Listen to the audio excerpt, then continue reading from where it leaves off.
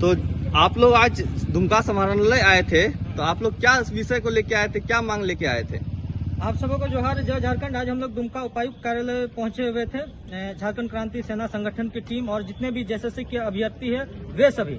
आज हम लोगों ने दुमका उपायुक्त के मार्फत इस सूबे के मुख्यमंत्री माननीय हेमंत सोरेन जी और जेएसएससी के चेयरमैन को पत्र लिखने का काम किया।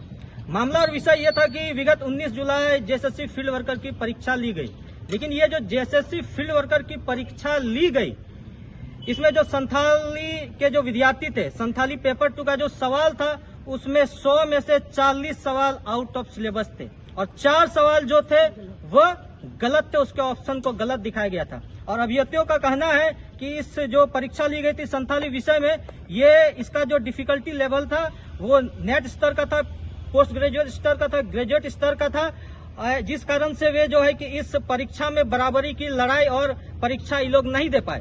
जेएसएससी चेयरमैन और सूबे के मुख्यमंत्री महोदय से हम लोग एक ही मांग करते हैं कि ये जो परीक्षा ली गई है संथाली विषय पेपर 2, इसमें संथाली विद्यार्थियों के साथ जो अन्याय किया गया है, पक्षपाती किया गया है, इसको इस परीक्षा पेपर 2 को रद्द किया जाए और इसे दोबारा लिया जाए।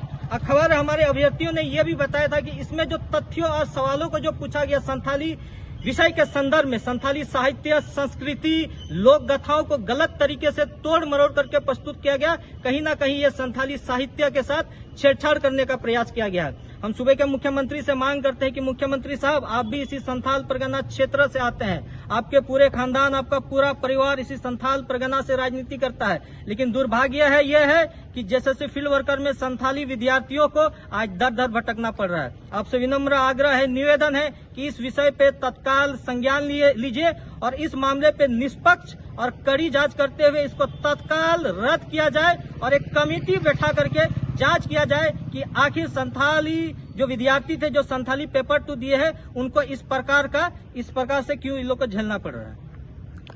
वर्तमान समय में जो जेपीएससी और जेएसएससी में धांधली चल रहा है, उस विषय में आप क्या कहना चाहेंगे? देखिए, हम एक ही बात कहेंगे, हाँ, झारखंड के विषय में एक ही बात कहेंगे कि झारखंड में ऐसा कोई सगा नहीं जिन्होंने झारखंड को ठगा नहीं, और झारखंड में अगर सबसे ज्यादा कोई ठगे हुए महसूस कर रहे हैं वो है यहाँ के विद्यार्थी। आज 25-26 साल झारखंड निर्माण के हो गए। आप झारखंड का इतिहास पलट के देख लीजिए, शायद ही ऐसे कोई परीक्षा रही हो जो जांच के दायरे में ना पड़ी हो, शायद ही ऐसी कोई परीक्षा हुई हो जो विवादों में ना घिरी हो। आज झारखंड का इतिहास है कि कुल 9 परीक्षा सीबीआई जांच के घेरे में है।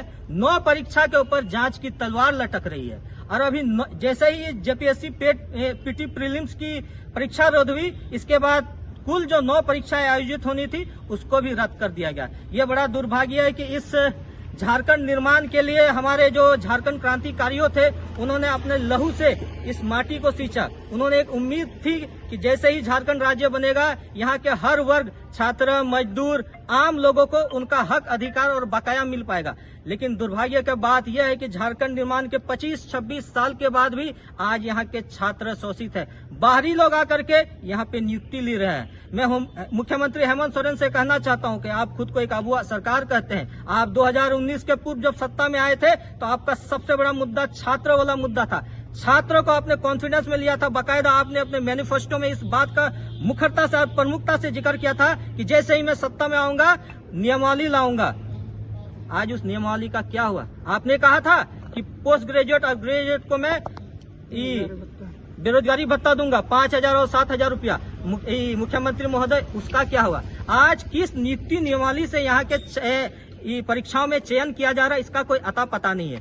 आप देखिएगा कि बिहार से आकर के, उत्तर प्रदेश से आकर के, छत्तीसगढ़ से आकर के, बंगाल से आकर के, बाहर राज्यों से आकर के यहाँ पे सरकारी नौकरियों पे कब्जा कर रहे हैं। आपने अभय तिवारी को देखा कि वो कैसे अपना 5 परीक्षाएं जो आयोजित हुई थी जेएसएससी और जेपीएससी के अंदर, सब में वो सिलेक्शन हुआ है और वो जो एक ब्लैक लिस्टेड कंपनी थी उसका मार्केटिंग मैनेजर था। मुख्यमंत्री महोदय से मैं और एक सवाल मैं इसी के माध्यम से रखना चाहूंगा कि आखिर मुख्यमंत्री महोदय को इतना ब्लैक लिस्टेड कंपनियों से इतना प्यार क्यों है, इतना लगाव क्यों है? जो टीडीएल कंपनी थी, जेपीएससी पीटी का परीक्षा ली, ये यूपी में ब्लैक लिस्टेड थी और इसी साल मई 2025 में जेपीएससी ने टीडीपीएल को ब्लैक लिस्ट किया था। तो मैं मुख्यमंत्री महोदय से पूछना चाहूंगा, आखिर आपकी ऐसी क्या मजबूरी बन पड़ी कि आपने टीडीपीएल को जेपीएससी पीटी की परीक्षा देने के लिए अनुमति दिया?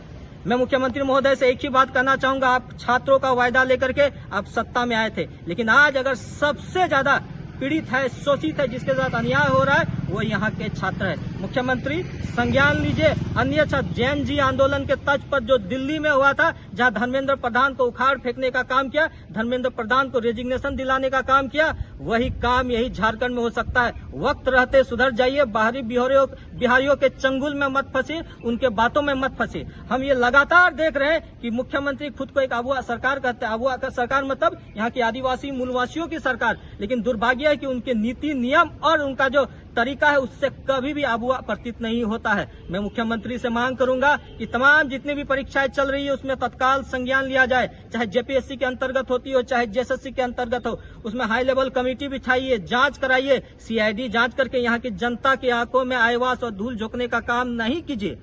अगर यहाँ के छात्र मांग कर रहे हैं सीबीआई जांच हो तो सीबीआई जांच हो। आखिर आपको डर किस बात का है? अगर आपने चोरी नहीं की है, धांधली नहीं की है, भ्रष्टाचार नहीं किया परीक्षा में, तो सीबीआई जांच की समस्या क्या है आपको? होने दीजिए ना सीबीआई जांच, दूध का दूध और पानी का पानी हो जाएगा। इससे तो पता चले कि जो जेपीएससी और जेएसएससी में जो असली भ्रष्टाचारी है, जो यहाँ छात्र के भविष्य को बेचने और लुटाने का काम करे, उनको हम बेनकाब तो कर सके। मुख्यमंत्री महोदय, छात्रों का संज्ञान लीजिए। जोहार, धन्यवाद जी। आपको?